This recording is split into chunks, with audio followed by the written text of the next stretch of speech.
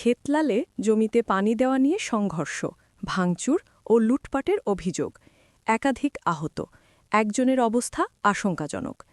জয়পুরহাটের ক্ষেতলাল উপজেলায় জমিতে পানি দেওয়াকে কেন্দ্র করে দুই পক্ষের বিরোধের জেরে সংঘর্ষ, হামলা, ভাঙচুর ও লুটপাটের ঘটনা ঘটেছে।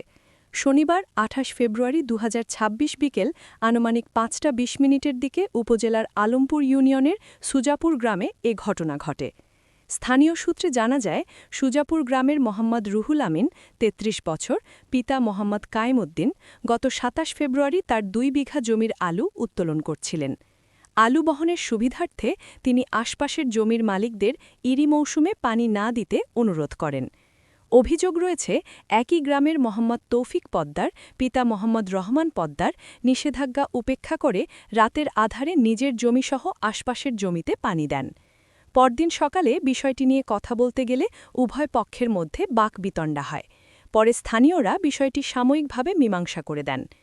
পরবর্তীতে রুহুল আমিন অতিরিক্ত পারিশ্রমিক দিয়ে পানির মধ্যেই আলু বহন করেন এবং কম দামের কারণে আলু খড় ও আলুর গাছ দিয়ে সংরক্ষণ করছিলেন।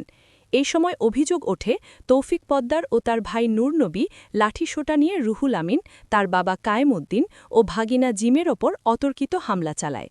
স্থানীয়রা আহতদের উদ্ধার করে ক্ষেতলাল উপজেলা স্বাস্থ্য কমপ্লেক্সে ভর্তি করেন। এদিকে একই দিন বিকেলে তৌফিক পদ্মার প্রায় ২০-২৫ জন যুবককে সঙ্গে নিয়ে মোটরসাইকেল যোগে রুহুল আমিনের বাড়িতে হামলা চালায় বলে অভিযোগ করা হয়েছে। বাড়িতে কেউ না থাকায় ঘরবাড়ি ভাঙচুর করা হয় এবং নগদ প্রায় ২০ লাখ টাকা ও কয়েক ভরি স্বর্ণালঙ্কার লুট করে নেওয়া হয়েছে বলে দাবি করেন ভুক্তভোগীরা। ঘটনার পর গ্রামবাসী পাল্টা প্রতিরোধ গড়ে তুললে উভয় পক্ষের মধ্যে আবারও সংঘর্ষ শুরু হয়। এতে নসিরপুর গ্রামের মোহাম্মদ মুন হোসেন ১৯ বছর, পিতা উজ্জ্বল মাস্টার মাথায় গুরুতর আঘাতপ্রাপ্ত হন। তাকে উন্নত চিকিৎসার জন্য শহীদ জিয়াউর রহমান মেডিকেল কলেজ হাসপাতালে পাঠানো হয়েছে। তার অবস্থা আশঙ্কাজনক বলে জানা গেছে। ওই ঘটনায় বহিরাগত যারা, তারা ৩টি মোটরসাইকেল রেখে ঘটনাস্থল ত্যাগ করে বলে জানা যায়। খবর পেয়ে ক্ষেতলাল থানা পুলিশ ঘটনাস্থল পরিদর্শন করে পরিস্থিতি নিয়ন্ত্রণে আনে।